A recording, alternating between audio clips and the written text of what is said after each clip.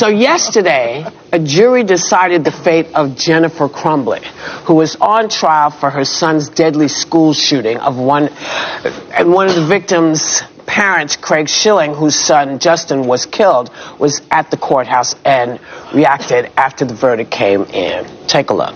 On count 1 of involuntary manslaughter, we find the defendant guilty. On count 2 of involuntary manslaughter, guilty. On count 3, as to involuntary manslaughter, guilty. And count 4, guilty of involuntary manslaughter. You wouldn't have to go through any of this if you would have just done your job as a parent. And she said it, that he was feeling depressed, and back in April.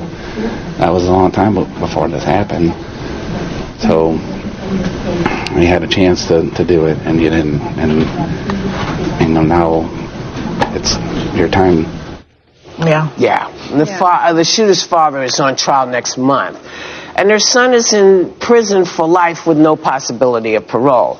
So the question I guess people have is, will holding parents accountable like this end up saving lives? Personally, I think yes, and I think it's time that parents are held accountable, because it's the only way parents are going to pay attention. I'm a parent. Yeah. And until there's something that says, oops, listen, okay, this is really bad. It's a quick old story. When I was a kid, they used to say to you, now look, do not leave the house with dirty underwear on. That's right. Because if you get hit by a bus, Yep, they'll see it. you're going to end up in the hospital and people are going to see your underwear and they're going to blame me. Yes. That story continued in my family. And I used to think, well, aren't you worried that I got hit by the bus? Yeah. But I tell you that story because that's the accountability that was drilled into us. Yeah, you had to know, your children had to represent you. Yes. So I wonder if you also think that it's something that parents will There were so many levels to this tragedy, though. Yeah. First of all, the boy was diagnosed with anxiety, major depression, OCD, and he was experiencing psychotic behavior. Yeah. This is from the expert during the trial. Okay, so you have a kid who's out of control and mentally ill. Then you have the unfit parents who don't know what to do. They give the kid a gun even though they know that the kid is not right. So the parents can't be trusted. Then on top of that, you've got the NRA, the gun makers, and all of these politicians who refuse to put legitimate and incredibly smart gun laws in place. And so you have this terrible tragedy in America because of all of these various, levels of what's the word, of negligence. Yeah. Of negligence. Yeah. You cannot really rely on a parent of a psychotic child to know what to do either. They don't know what they're doing either. But there's some undeniable stats. When you have a gun in the house, a woman is 5 times more likely to die at a domestic abuser's hands. Right. You are 3 times more likely to have a suicide in your house, and 2 times more likely to be a part of a homicide. So we know those facts to be true. How is it that no one can pass a law about even keeping the guns safe? Only 27 states, which means almost about half, don't have these laws. Right. That if you have a deadly weapon in your house, it should be protected. We don't have things about licensing, safety permits, anything else. We don't have to register. We don't have to wait. There's no waiting periods in all these states. We can't agree on gun responsibility. So until we hold someone accountable, like this parent who let a lot of signs pass, and honestly, the school administration holds some responsibility. We could see Jennifer that the son was involved in a gunshot in school. He shot some children and they died. They were in the meeting with the mother was there and with the teachers. So the mother was being charged of being guilty.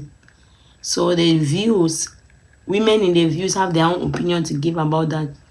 Basically, they explain that Jennifer is guilty because as a mother, she did not play her role well. The child complained of having anxiety, depression. She didn't really take that serious. She bought a gun for the child on his 15th birthday. So as a minor, they were saying that as a minor, a gun have to be protected. A gun cannot just be a weapon that will just be loose in the house. So people were saying that parents need to have to be an example for parents also. So parents have to be held accountable for their children. Because while she was growing up as a little girl, your parents will tell you not to put on dirty pan. Because if you put on dirty pan and you're being hit by the car, when you go to the hospital, they will see that you have dirty pan on. And they are going to blame your parents. Like drawers, that's the drawers. Your underwear, dirty underwear. So she used to wonder that why would the parents not worried about that she's going to be hit by a car. They only worried about that she have a dirty underwear on. She came to understand that children, when anything happened to them, their parents are held accountable. So as a parent, they are held accountable for what their child is doing, which is not right. So most parents have neglected their children. They are busy with their work and keep their children doing their own things. But if they begin to put parents in check also, begin to they become involved for what their children are passing through. Like if a crime is being committed by their child, they too will be held accountability. Then most parents now want to be more conscious of how they are behaving with your children. Basically, according to Sarah, if a weapon like a gun is in the house, basically the house is not being safe because anything can happen. It has shows that because if there's domestic violence, that gun can be used. If it's a child abuse, that gun can be used. Anything like that gun can be used. So it's not even safe. So they're talking about states that are passing right for gun. That particular state in Michigan, it was a gun culture state and everyone had a gun. But the security was not being taken.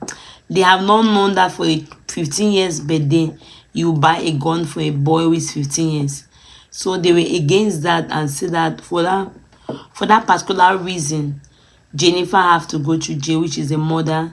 She have to be held accountable. So she might be likely going to jail for 60 years even for what just happened. She was found guilty for not being responsible as a mother for letting that happen.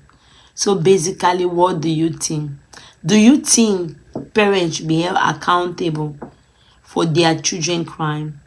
Do you think Jennifer is responsible for what the boy did? She wasn't full responsible for her child. Do you think the school authority also have to be held accountable because they did not do their proper check also? So basically, what do you think? Can I see your own opinion on the comment section? Thank you very much for watching. If you have not subscribed, please help subscribe and help share the video. God bless you. Happy Black History Month. Happy Black History Month.